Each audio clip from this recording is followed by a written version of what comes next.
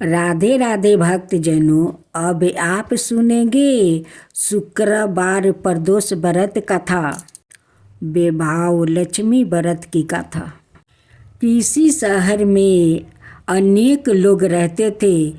सभी अपने अपने कामों में लगे रहते थे। किसी को किसी की परवाह नहीं थी।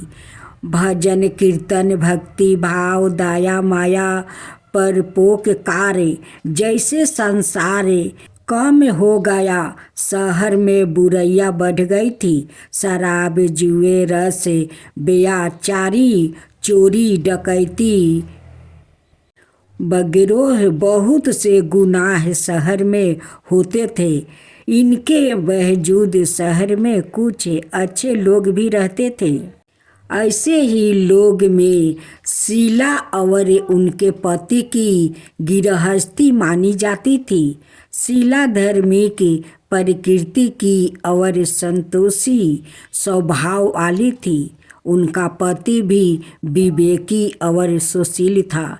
शीला और उसका पति कभी किसी की बुराई नहीं करते थे और प्रभु भजन में अच्छी तरह समय व्यतीत कर रहे थे। शहर के लोग उनकी गृहस्थी की सराहना करते थे।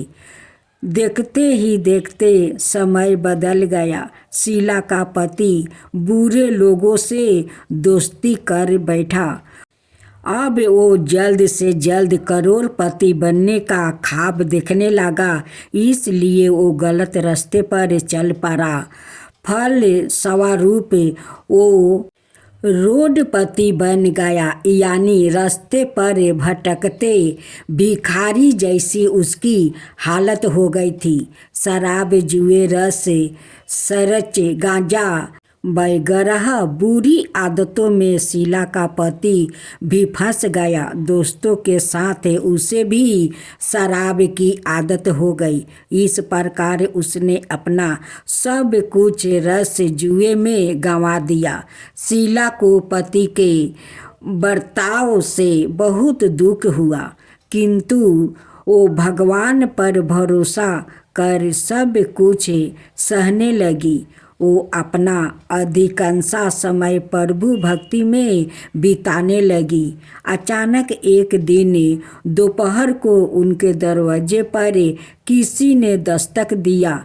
शीला ने द्वार खोला तो देखा कि एक माँ जी खड़ी थी।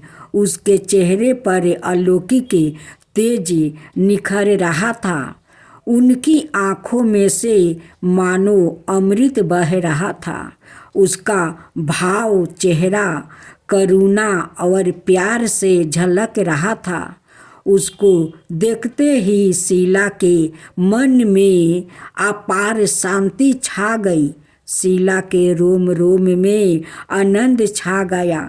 शीला उस माँ जी को आदर के साथ घर में ले आई। घर में बैठने के लिए कुछ भी नहीं था। अंत शीला ने एक फटी हुई चादर पर उसको बैठाया। माँ जी बोली, क्यों शीला, मुझे पहचाना नहीं? हर शुक्रवार को लक्ष्मी जी के मंदिर में भजन कीर्तन के समय मैं भी वहाँ आती हूँ। इसके बावजूद शीला कुछ समझ नहीं पा रही थी। फिर माँ जी बोली, तुम बहुत दिनों से मंदिर नहीं आई, अतः मैं तुम्हें देखने चली आई। माँ जी की अति प्रेम भरे शब्दों से शीला का हृदय पिघल गया। उसकी आंखों में आंसू आ गई और वो बिलख बिलख कर रोने लगी। माँ जी ने कहा, बेटी, सुख और दुख तो धूप और छाव जैसे होते हैं। धैर्य रखो बेटी, मुझे तेरी सारी परेशानी पता है। माँ जी की व्यवहार से शीला को काफ़ी संबल मिला और सुख की आशा में उसने माँ जी को अपनी सारी कहानी कह सुनाई। कहानी सुनकर माँ जी ने कहा, कर्म की गति न्यारी होती है। हर इंसान को अपने कर्म में भुगतने ही पड़ते हैं, इसलिए तू चिंता मत कर। अब तू कर्म भुगत चुकी है, अब तुम्हारे सुख के दिन अवश्य आएंगे। तू तो माँ लक्ष्मी जी की भक्त है। माँ लक्ष्मी जी तो प्रेम और करुणा की अवतार है। वो अपने भक्तों पर हमेशा ममता रखती है, इसलिए तू धैर्य रख कर माँ लक्ष्मी जी का व्रत कर, इससे सब कुछ ठीक हो जाएगा। शीला के पूछने पर माँ जी ने उसे व्रत की सारी विधि भी बताई। माँ जी ने कहा, बेटी, माँ लक्ष्मी जी का व्रत बहुत सरल है। उसे वरद लक्ष्मी व्रत या विभाव लक्ष्मी व्रत कहा जाता है। यह व्रत करने वाले की सब मनोकामना पूर्ण होती है। वो सुख संपत्ति और यश प्राप्ति करती है।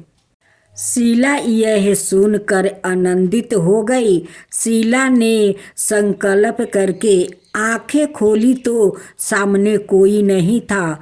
वो विस्मित हो गई कि माँ जी कहाँ गई। शीला को तत्काल यह समझते देर नहीं लगी कि माँ जी और कोई नहीं, साक्षात लक्ष्मी जी ही थी।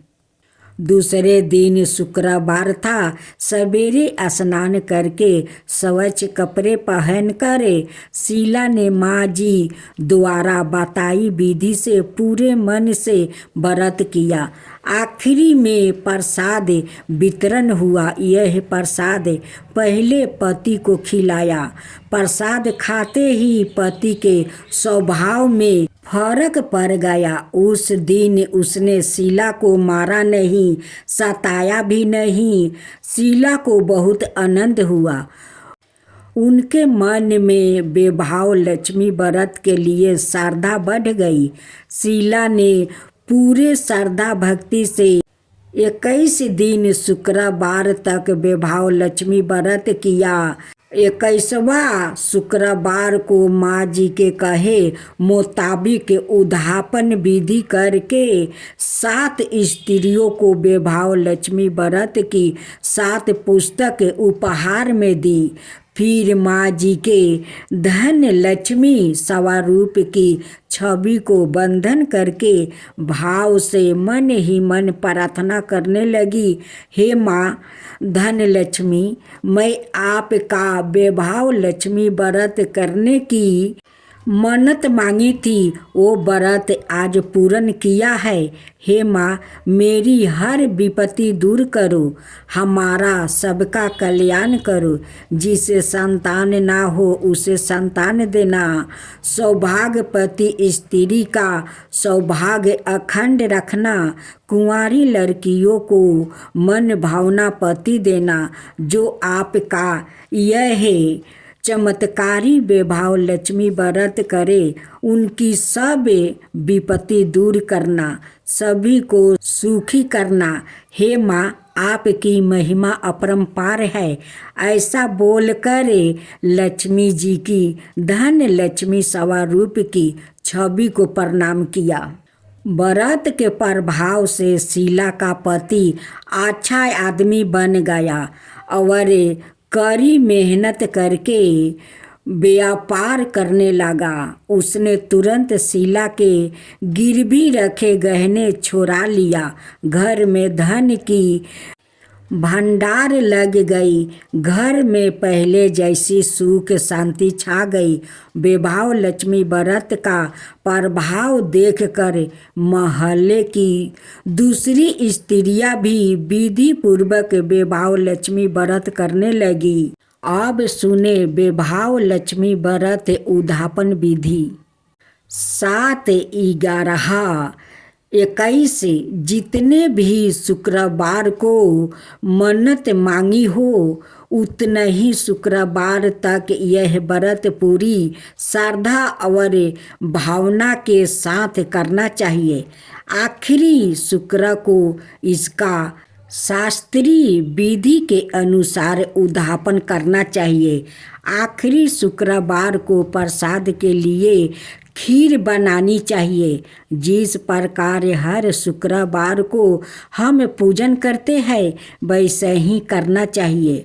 पूजन के बाद माँ के सामने एक श्रीफल फल फिर कम से कम 7 कुंवारी कन्याओं या सौभाग्यशाली स्त्रियों को कुमकुम का तिलक लगाकर माँ वैभव लक्ष्मी व्रत गाथा की पुस्तक की एक एक प्रति उपहार में देनी चाहिए और सबको खीर का प्रसाद देना चाहिए। इसके बाद माँ लक्ष्मी जी को श्रद्धा सहित प्रणाम करना चाहिए। फिर माता जी के धन लक्ष्मी स्वरूप की छवि को बंधन करके भाव से मन ही मन प्रार्थना करे, हे माँ धन लक्ष्मी, मैंने आपका वैभव लक्ष्मी व्रत करने की मन्नत मांगी थी, वो व्रत आज पूर्ण किया है। हे माँ, हमारी जो मनोकामना हो वो पूर्ण करे, हमारी हर विपत्ति दूर करो, हमारा सबका कल्याण करो। जिसे संतान न हो उसे संतान देना, सौभाग्यवती स्त्री का सौभाग्य अखंड रखना, कुंवारी लड़की को मन भावना पति देना। जो आपका यह चमत्कारी वैभव लक्ष्मी व्रत करे उनकी सब विपत्ति दूर करना, सभी को सुखी करना। हे माँ, आपकी महिमा अपरंपार है, आपकी जय हो। ऐसा बोल कर लक्ष्मी जी के धन लक्ष्मी स्वरूप की छवि को प्रणाम करें।